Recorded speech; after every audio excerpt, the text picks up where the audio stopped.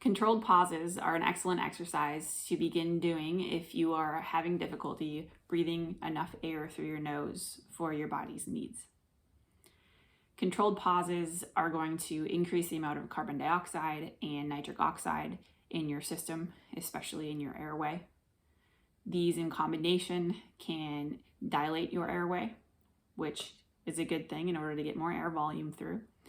And they can also decrease the amount of inflammation in your system, the amount of histamine that's being released by your mast cells. This can also be a good thing because if inflammation is decreased, the airway passageway is also increased, so you can get more air volume coming through your nasal passageway. Now, just a reminder what controlled pause is. Well, first of all, if you haven't done so already, go ahead and watch the controlled pause video I posted under myofunctional therapy self-assessment. This will at least talk you through how to do the test so that you have a baseline number for yourself or your child in order to know where you specifically are starting and then how to increase your number over time. So just a reminder on what a controlled pause is. You will have a timer on hand, and what you'll do, the whole exercise is nasal breathing. So you'll inhale a normal inhale through your nose, not a giant inhale, so you shouldn't hear it. It should be just a relaxed inhale through your nose, and then exhale just a little bit more than normal through your nose. And when you get to the end of your exhale, you're going to plug. When you plug, you also start your timer. Okay, so you're holding as long as you can get to about moderate air hunger.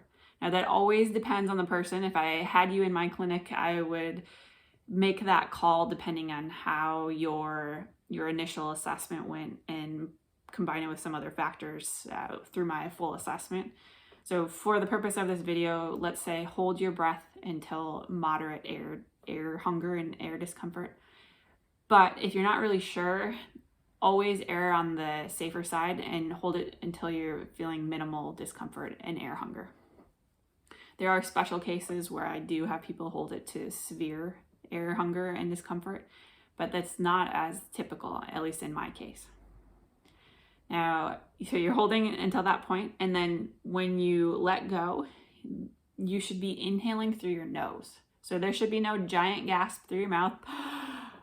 That should not happen. That is incredibly important. You should not be breathing through your mouth at the end of this exercise. Otherwise, it completely defeats what you're trying to do.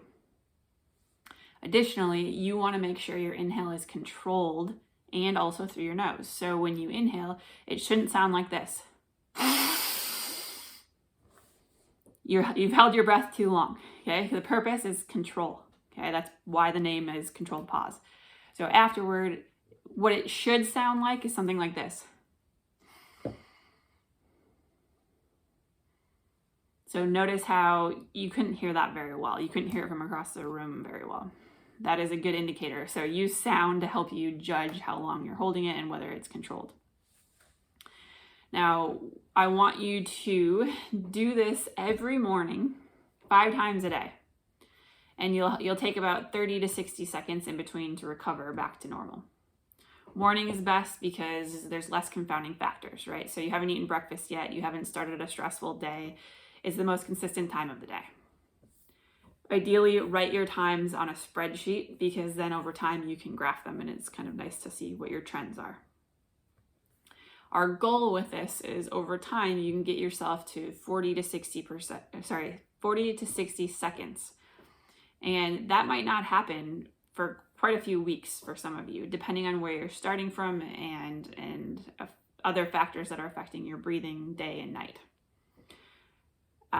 What I would do is track your progress over time through this spreadsheet, and you should see kind of ups and downs, but overall the trend is up, right? So you want to increase the amount of time you can hold after an exhale.